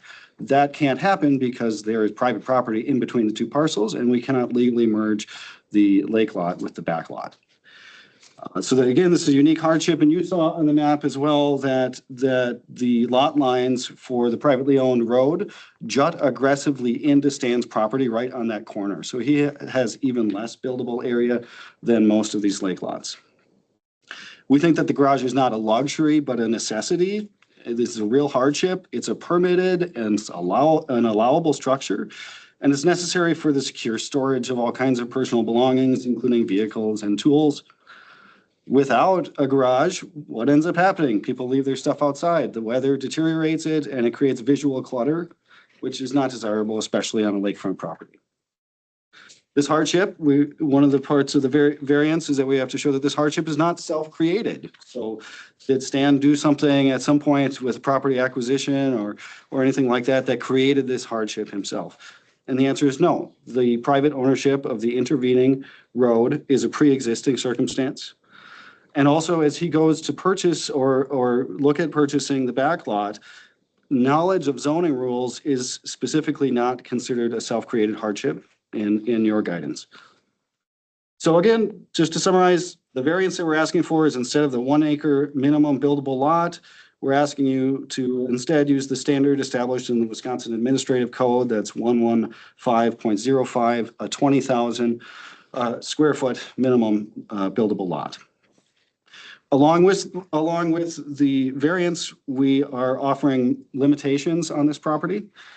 The limitations would be filed with the CSM map or with the deed. There would be one garage to be built, only one accessory building to be built on this back lot, solely for the benefit of 2072, that stands lakefront property. There will be no residential dwelling, plumbing, or human habitation in this garage. The back lot will also be conveyed with 2072, so the properties have to be bought and sold together. These are the use limitations that we propose, which I think make it a very clear and easy decision for you guys. Again, one of the considerations you guys may have is, does this variance, granting this variance, create a precedent for future problems, right? Is someone else going to, come along and want to build this, that, or the other thing? And I think the answer is clearly no. We're not building a residence. There's no human habitation happening there. We have narrowly tailored the use of the property with the limitations that I just described. And so we don't see a future precedent coming out of this. It's a unique circumstance to this precise property. Sorry, I thought I silenced my phone. So the conclusion is, I think we've identified a genuine unnecessary hardship. The variance, granting this variance that we've described, is a very simple way to remedy this unnecessary hardship. it's totally within the public interest. We will meet all of the shoreland zoning requirements, the setbacks. We're not creating a new riparian lot. We're not cluttering up the shoreland. And so I think we just respectfully ask that you do justice here for Stan and grant this variance. Thanks. All right, any questions? The only other thing is, might have to ask, if we need that checklist from the town for the subdivision, Yeah, when they create that. they create that. Yes, it would go to the town and they would have completed. What happens if the town says no or something or what? But, so we're first and say it, that it's contingent on us doing this? I mean, we're kind of, see what I'm saying? Are we in between them? Seems backwards. Well, you could just put the conditional that the town approves the town. The town list would have to be approved. That'd be one of the conditions. Okay. All right, any other questions of the owner there? What is this setback of the private road? I think it's 10 feet. James? The private road setback is 30 foot from the center line. Oh, 30. Is that 35. 35? Thanks. 35. And then they can go to the town and get less if they need it. Yeah. So is that of the actual road or where it's supposed to be? Can the town can't grant? Well, that's the biggest problem because the road is technically in the spot, but that's not ever going to change. So, I mean, what we measured was 30 feet from where the road sits. It's usually to the actual center line, yeah, but sometimes they are moved one way or the other, and In a right you away. move it all the way one way and Mhm. Yeah, this one's. So if they went a little extra from actual lot line, they'd be safe. Because you have a little bit of room to go back. Yeah, okay. And I did try this before, and I had, in 2022, matter of fact, Logan came out and he's the one who was the bearer of all my bad news by saying it just doesn't fit. So, then I went to an attorney just to make sure, and they said that, they would give me a permit to build a garage, but the Polk County and St. Croix Falls would not deed it or insure it. So at that point in 2022, I gave up. It's the best way I can put it. I mean, we tried to fix the road. I tried to talk to all the neighbors and it was very frustrating. And I just said, hey, I can't do this. So I stopped. You did have a question about maintaining the road. We do maintain the road. Richard does own the road, Richard Sherrard. The neighbors and everybody chips in and we have the road graded class 5 every year. So as for things coming in and out of the road, that's done. And I can prove that because I actually am the one who actually coordinates the road getting paved because we live there. So we're there in the winter. We have to get in. You've seen what we go through. To get there. And it's not easy. So yeah. I just wanted to answer your question because Okay. matter of fact, we just had it done last Friday. It just got regraded and new class 5 put on it. All right. Any questions of them? All right, you're good now. And now, do we have anybody else wants to speak or did it? You, It's if you want to come up and add, subtract anything? you want, what kind of questions are you going to ask? Yes. I don't, do I you have can any put questions? light on what happened. Supervisor O'Connell? You did have one question, if they could point out where the sewer is on that. It's sewer and well, I was gonna have, yeah. There's not a sewer, it's a drain field. Well, you have to have a septic tank and a drain field. Oh, yeah, it's So all right. This is the house right here. No, there by your. Here's the, Right there. Yeah. behind the house. It's right in this section right here. This is where the drain field and the tank is. Okay, how about the well? Must be in the front. It's, Or is Marie, it you can help me out with that. Better go introduce yourself. Yep, You got a what? you gotta introduce yourself. We know who's talking. I was the big mouth over here. My name is Marie Schillinger. So the well is right here and then the drain field is right over here. So they're both in the backside. Okay, And just so everybody knows, we won't be close to that at all. okay. All right, anybody else have any other questions? Okay, you want to get it acknowledged that she is aware of the purchase agreement and just on on the record, even though we have that exhibited, as she is the current property owner. I think it might not be a bad idea. Oh, okay. Sure. Yes, we can do that. Right. Yes, anybody else can come up and speak if you want to introduce yourself, if you're for or against, yes. Thanks, Dave. My name is Dave French. My wife Susan and I are here. We live right next door to Stan at 2070 Breezy Lane. And I've known Stan for years, 20 plus years. And the one thing I would say, which may or may not matter, is when he talked about the property, the first thing that would come to my mind if somebody was going to buy a property, they're going to put a bunch of junk cars on it, crap all over the place. He's the most meticulous homeowner that I know. Takes care of his home beautifully. And I trust that all that's going to be there is a garage and not a mess. So for what that's worth, we fully support it going in. We don't think it's going to be a detriment to the neighborhood. And like I say, I fully support making it happen. Thank you. Thank you. Thanks, David. Anyone else on this one? Well, I gotta go. Come on back up. Come on back up. I feel the same way. I love having Stan and Dee for neighbors, and I have a puppy dog with I love with all my heart, and he goes over to Stan's every day for treats.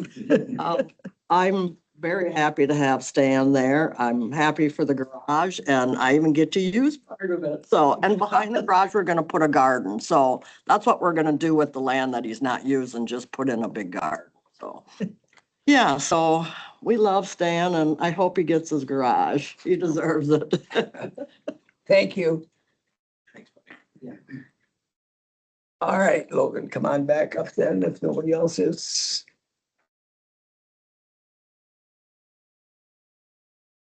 We should maybe exhibit their flyer that they passed out. Did you get one? Is that the same as what was in the application? Was it also in there too? No, it wasn't in our paper. No, it wasn't in ours. Okay, it's in yours. Okay. So that's part of the application. It was, okay. Then we're good. So let's go. We need a checklist to go through. Kim, do you got to exhibit this map? That can be part of, instead of the black one, they can use that one. So it'd be part of the Yeah. application, I think. It was in the application, I think. I think it just showed up better on that. I did, copy. I It's the same liked it, one. same thing, I liked it. It's the same map, but we'll just switch them out. All right.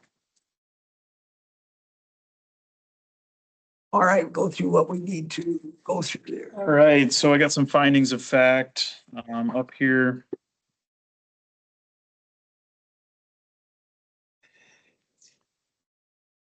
So the request is to create a buildable lot that will not meet the 1 acre minimum lot size for the purpose of constructing an accessory building.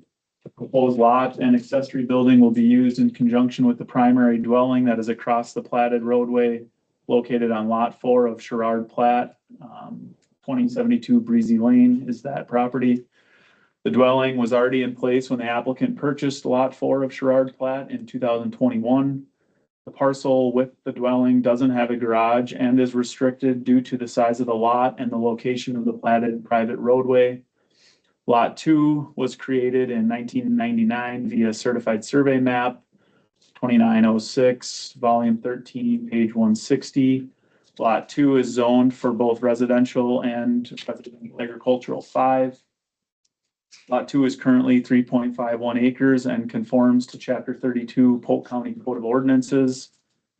Lot 2 could remain conforming if the substandard lot was approved.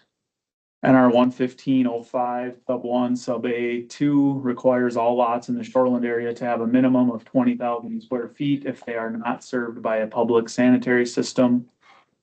Proposed lot is accessed by Breezy Lane, which is a private road.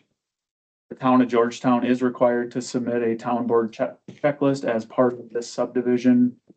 The county provided a proper class 2 legal notice prior to this hearing and received one comment in support of this request.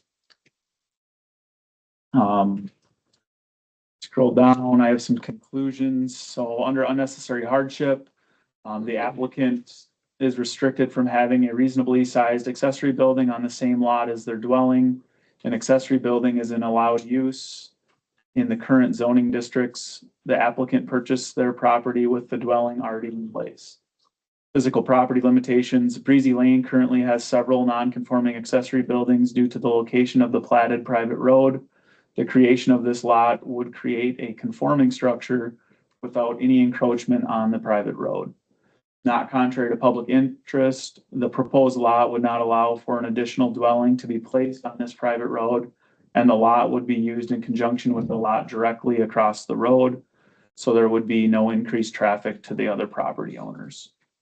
Any questions on there before we do staff recommendation? I don't have, looks good so far, yep. So for staff recommendation, if we scroll down, staff believe the applicant has proven that they will suffer unnecessary hardship if strict compliance with the standard is required due to the lack of opportunity to have an accessory building, which is an allowed use. Staff recommends approval of the variance with the following conditions. The new lot is required to have a deed restriction that it must remain in common ownership with Lot 4 of Sherrard Plat, or the address of 2072 Breezy Lane. The new lot must be created at a minimum of 20,000 square feet, and the lot is not allowed to be used for any building that requires human habitation. I should say allows instead of required. Okay.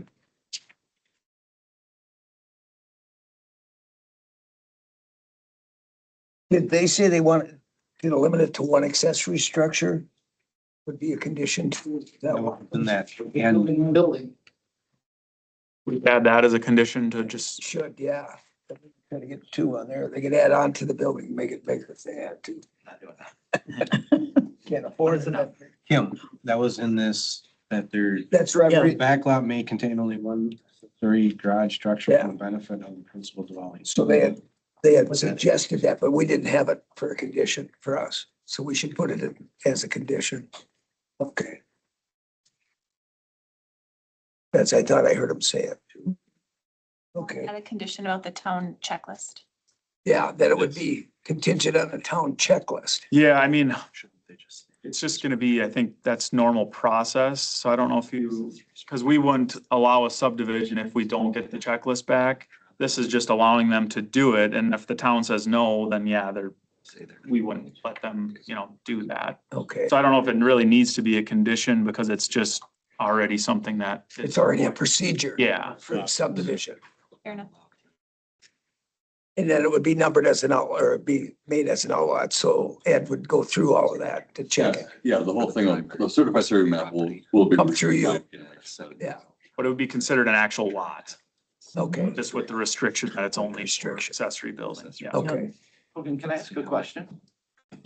sure. I don't know who does that. Do you do that? Do I do that? Do I send it to Georgetown Township or do you? Yeah, so as a part of, I don't know if Ty's doing. Ty's it, doing the but survey. Usually, a lot of times a surveyor does that. So part. I don't have to do anything. I was just trying to figure out my Yeah. checklist, that's all. I think the Sorry. surveyor brings it to him. Yeah, Ty will take care of that. Okay. Okay. All sitting pretty good? Yeah. Yes, are we good? Any other questions? Just a word where it says that the other lot will be, could be conforming, should you have would be conforming? Keep going. Another way, please. Yeah, up a little further. I know it's just minor, but Yeah, I think I had wood and then I Right- changed right by it. your- 'Cause I wasn't sure if I'd. lot two. Yeah. Let's say lot two would remain conforming. Would you, okay, yeah, the existing lot, okay. All right. Oh, yeah, would. Right,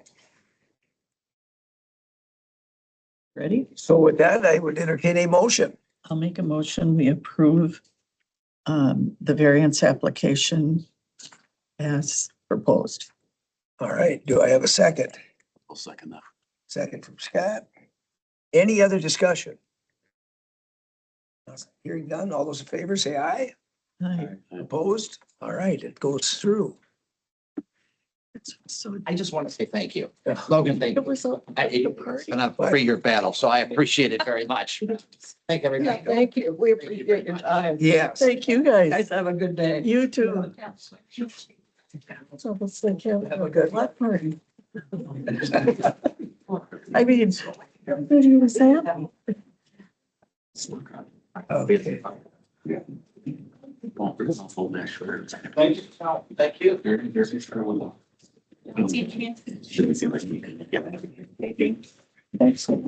Oh, there's people back on the side. Yeah. Just pointing out positive. Oh, take a 5 minute. Right back. Sure. Let's go 5 minute. I gotta just stretch my legs a little. I'll get he should have his legs. On his legs. So he's gotta go every day for 6 weeks.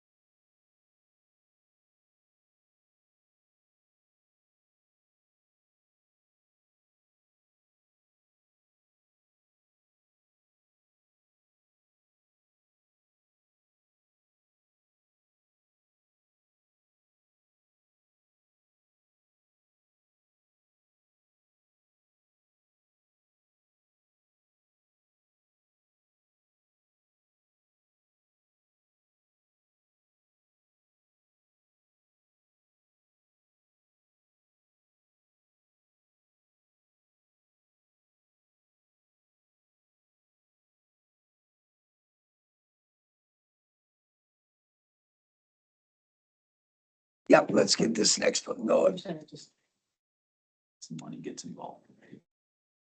Money. Money. That's what most people think. Doug was excused, right, Ken? Doug had to go to Rice Lake for his treatment. All right, let's come back and we'll open up the public hearing for Mark Gibbon and Carrie Mahoney.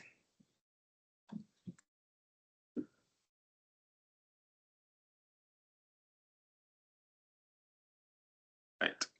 Mark Given and Carrie Maloney request a district change from residential agricultural 5, RA 5 to residential R1 for a parcel located at 137 206th Street, Section 27, Town 32 North, Range 18 West in the town of Alden. Parcel number 002-01723-0000. And we have it up on the map here. So this is the property that is requesting the district change. If we get the zoning district up, you can see that it is currently in RA 5. Well as the rest of the properties that are in this small development here. You can see that there's residential zoned property just at the end of 206, and that's around Cedar Lake. So this parcel is 4.04 acres. It is accessed off of this town road, 206th Street. The dwelling on the current parcel is located in this far northwest corner. So there is a dwelling and an accessory building on the lot currently. The property is located partially, you can see these teal lines are our shoreland ring, and then the middle of the property would be in the comprehensive zoning district of RA 5.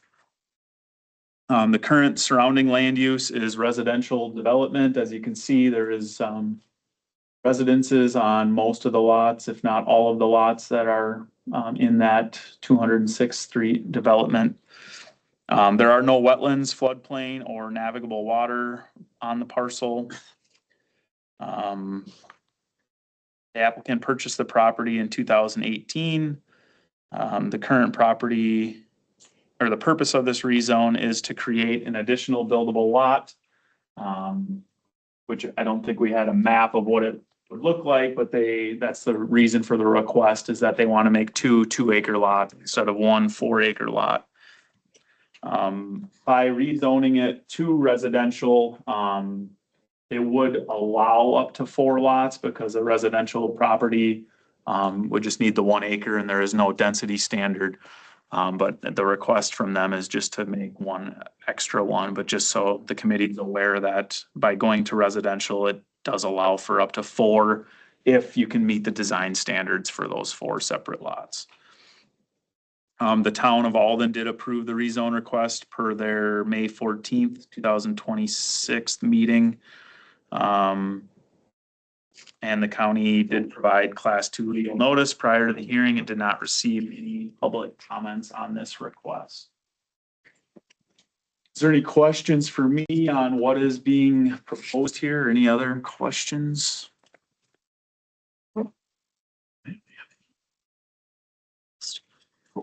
No, it doesn't create any setback issues or anything, does it? I think the last page of ours, I do have a Yeah, proposed it's one. there. Okay, is there one there? Yeah, there is one in that last page. So I mean, it doesn't look like it. It doesn't do anything non-conforming the way it looks.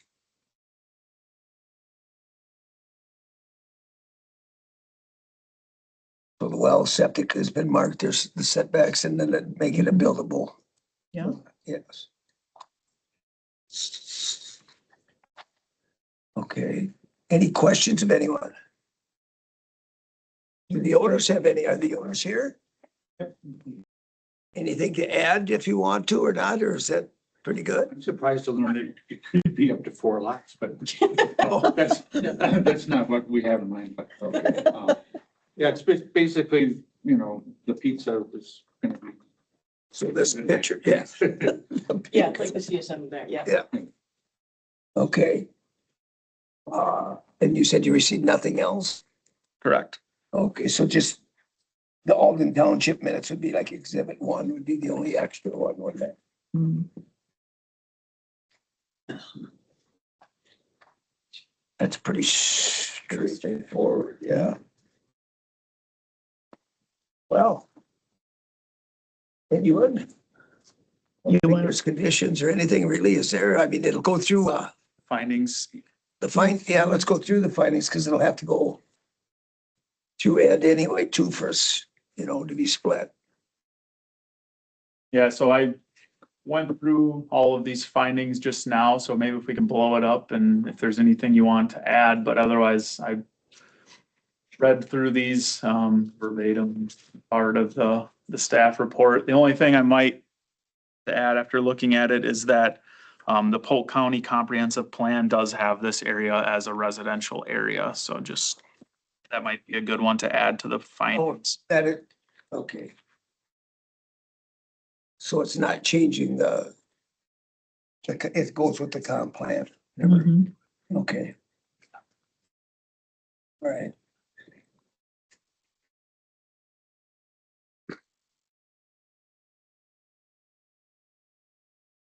Otherwise, we can go down to conclusion. Yeah, let's go down to those then. I think we're good. So for conclusion of alls I have is changing the zoning district of this property to residential R1 is supported by the town of Alden and complies with the Polk County Comprehensive Plan. And then the recommendation below is to recommend approval of the rezone to the full county board. Okay. Any other questions? I think gosh, the last one was the easy one. Simple. Yeah. That's what we like. I'll entertain a motion. Sure. Is it going on a consent? There is no consent agenda now for a while. That's good. We'll make the motion to approve the district change from RA5 to RA1 for this parcel. All right. Is there a second? Second. Second from Scott. Any other questions or discussion? Hearing none, then all those in favor say aye. Aye. Opposed? Okay. That one goes to the full board, so that'll be April. I'm going backwards. June. Holy man. Okay. All right.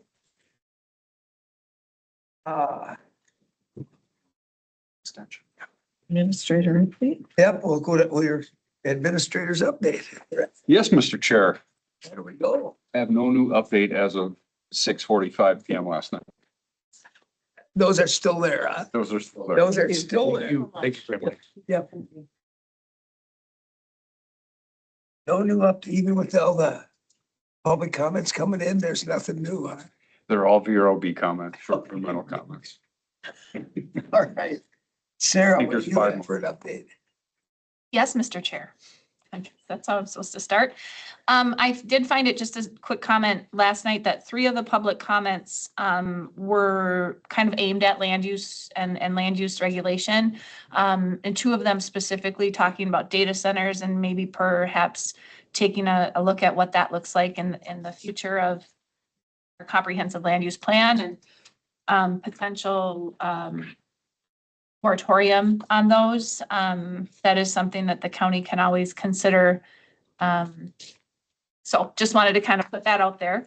I like that idea because it's the information that that young man has given us before. I've read through it. It's interesting and I think when we were doing with concentrated animal feeding operations and stuff, we were a bit more proactive in some of that, which helped us through our process. So I like that.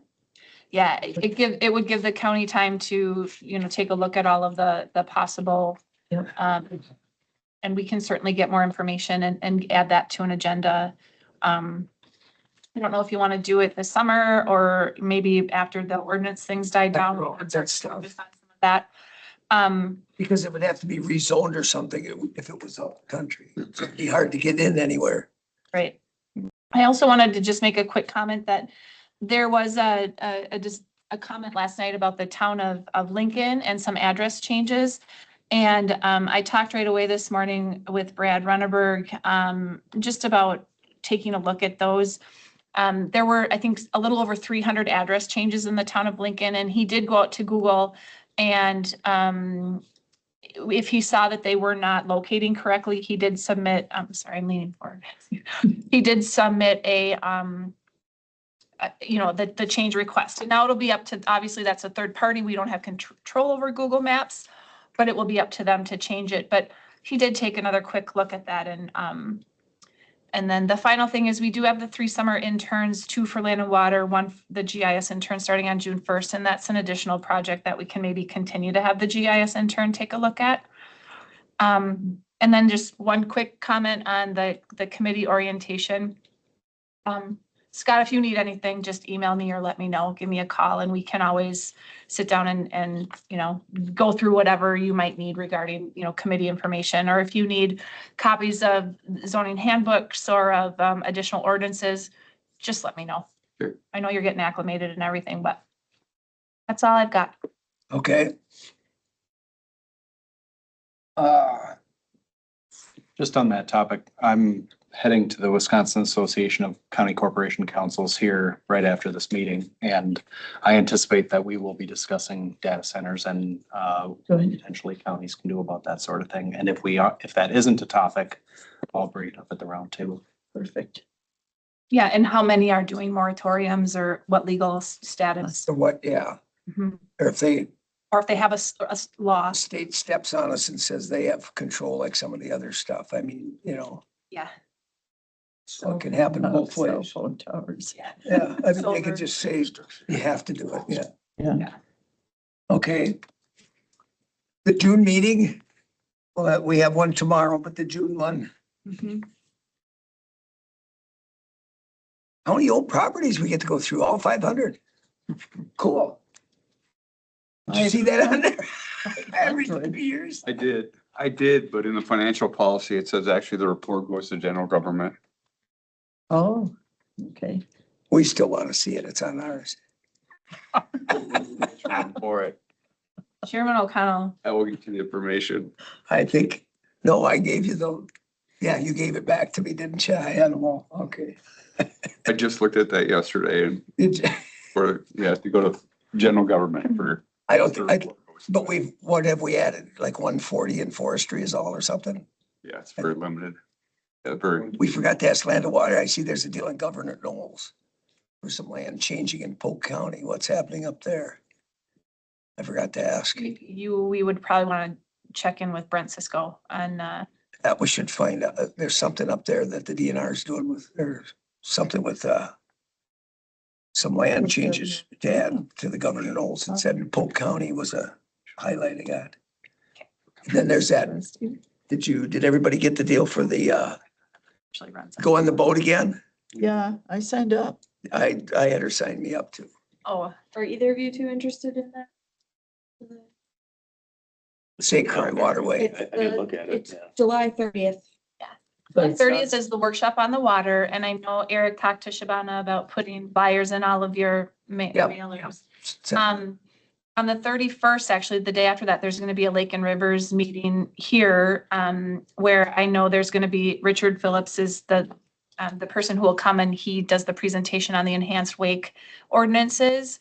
And I know Duke will also be there that day. It's from 2 to 4 on that following Friday. So if you don't want to go to all of the work, and he's also going to be at Workshop on the Water, Sharon. So, but I mean, so Richard Phillips is going to be talking about that enhanced wake boat. Well, we get to see Sue though. He's a very dynamic speaker and on the topic. He's really passionate.